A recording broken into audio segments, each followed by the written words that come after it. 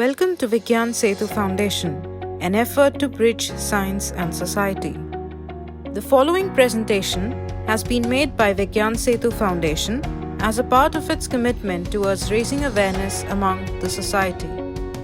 During the week from 24th until 30th of April, Vigyan Setu Foundation joined hands with the international fraternity in celebrating World Immunization Week.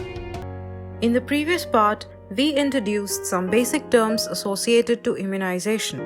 This is the part 2 of the World Immunization Week series by Vigyan Setu Foundation, where we shall discuss more specifically about immunity. Immunity is derived from the Latin word immunis, meaning free from burden. Burden refers to diseases caused by microorganisms or their toxic products. Therefore, immunity is defined as the resistance exhibited by the host towards infection caused by microorganisms or their product, toxins.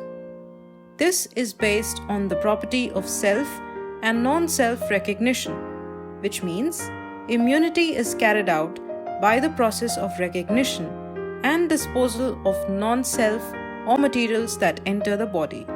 Basically, immunity is of two types: innate, which is non-specific, and acquired, which is specific. Now, an individual is born with innate immunity.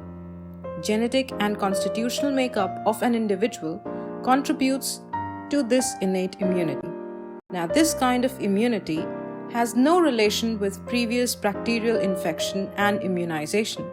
It acts as the first line of defense against infections, microorganisms, and their products before they cause disease. Different mechanisms through which innate or non-specific immunity is expressed includes anatomical and physical barriers like the skin mucous membrane, physiological and chemical barriers like human milk, gastric juice, saliva, biological barriers, for example, phagocytosis, and general barriers that could include age-related, racial, or individual immunity. On the other hand, acquired immunity, as the name suggests, is developed later in life. It is also referred to as the adaptive immunity, as it is highly adaptive and has 4 characteristic features: antigen specificity, diversity, immunological memory, and recognition of self from non-self. Since the components of acquired immunity, such as antibodies and T cells, are specific to particular microorganisms, it is also called as specific immunity. Now, the acquired or adaptive or specific immunity is again of two types: active, where the individual's own immune system produces antibodies, and passive, wherein the antibodies produced in another person or an animal are transferred to produce immunity. Both active and passive types could be either natural or artificial.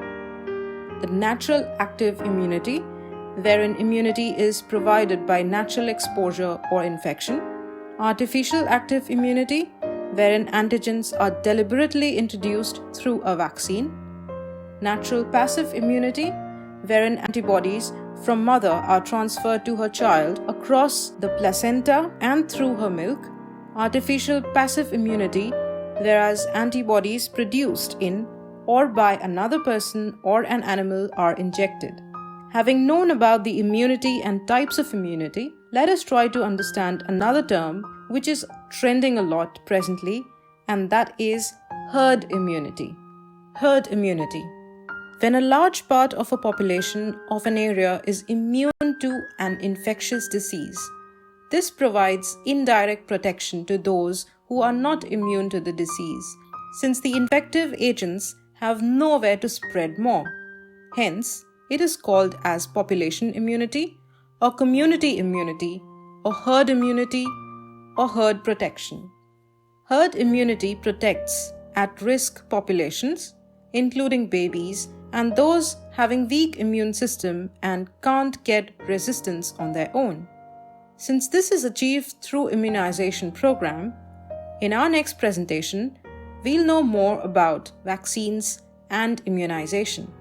We strongly hope that you are now slightly more aware about the term immunity and would share with your near and dear ones. Do subscribe to our channel, and until then, take care. You can follow Vigyan Setu Foundation through our website, blog, and other social media sites for more details to our Immunization Week awareness campaign.